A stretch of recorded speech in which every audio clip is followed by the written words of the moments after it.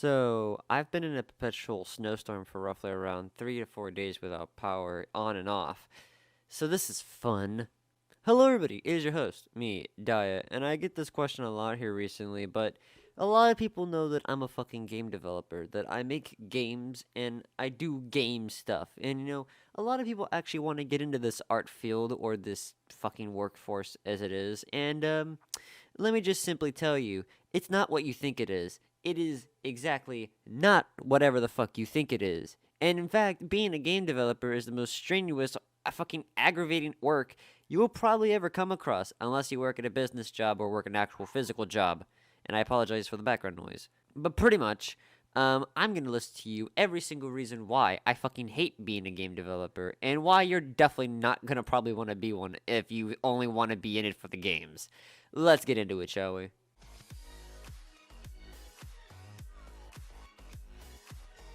It's hard work. Like, it is the epitome of hard work.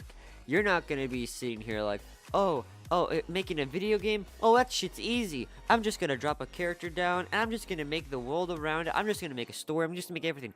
It's not as simple as you think it is. Trust me, if it was that simple than indicative, my game would have been coming out 3 months ago. But it's not. In fact, I don't even think this game I'm making is not even coming out this year. It's gonna take a while.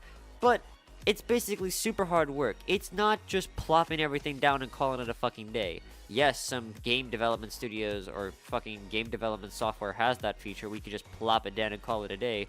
But unless you want to actually have something that's actually half decent and not half-ass acid flip, you're gonna have to work for it. That means making the model yourself, making the pixel art yourself, unless you commission an artist to do it, which costs roughly around $150. I checked because I have a friend who does it.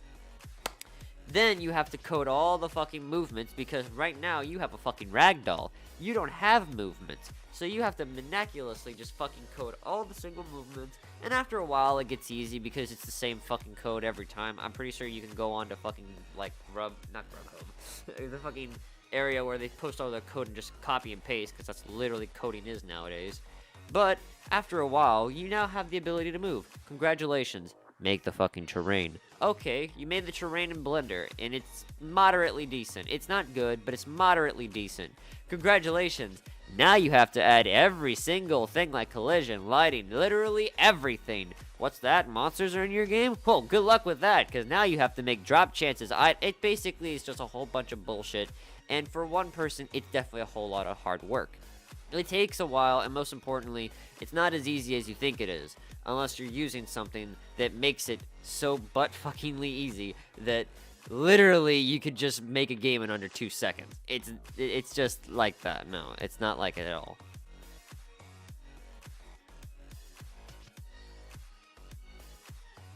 What's that? You like playing video games and you don't like doing math or science? So you're just an average everyday gamer, am I right? If you said yes to that question, you should probably not get into game design, because if you ever answered yes to that question, you're going to be sorely disappointed when you have to learn Java code, C++, and literally every other gaming language that's out there. Because guess what, pal? It ain't just as simple as fucking pressing a button and calling it a day.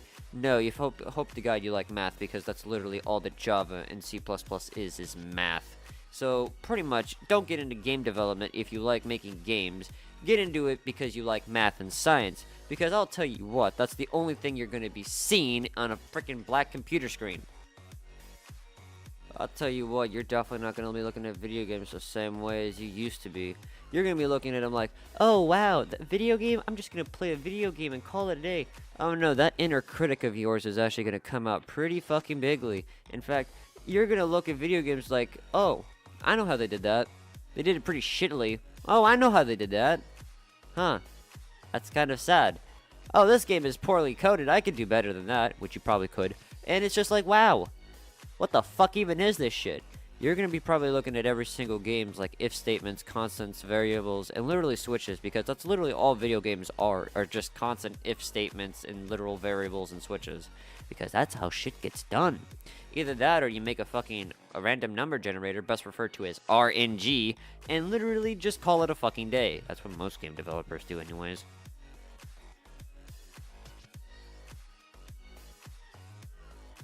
And finally, last but not least, it's disappointing to go in for college.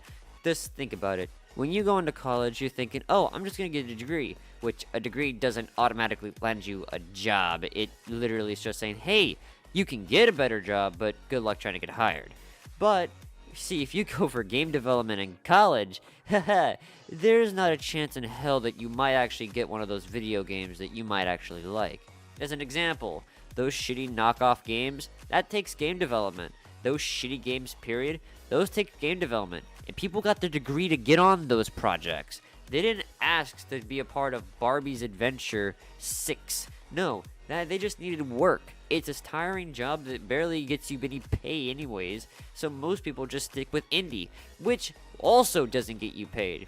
And pretty much, don't really look at it for career-wise, is look at it as because you love math and science, and look at it like you just love, you know, making things as a hobby. Don't go for it as a career unless you really want to.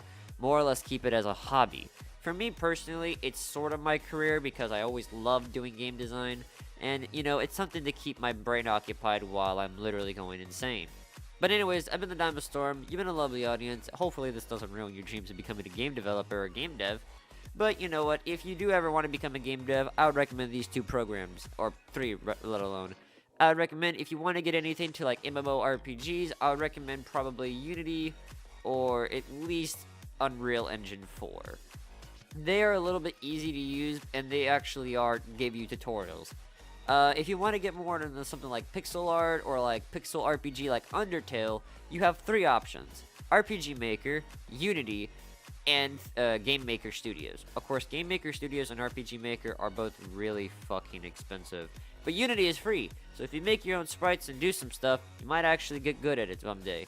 But don't give up on your dreams for people, because like, it's gonna take a while. And let me tell you from an example, your first game is not gonna be good. Let me tell you that. But I've been the Diamond Storm, you've been a lovely audience. Hold W tight, you're definitely for next episode. Please go to the link in the description below if you want to join my Discord or want to donate to me. It means a lot to me. And apparently y'all like, you know, watching commentary videos, so I'm gonna try to put out some commentary videos. I stream on Twitch whenever I get a chance to. And yeah, hold W tight, you're definitely for next episode, and goodbye.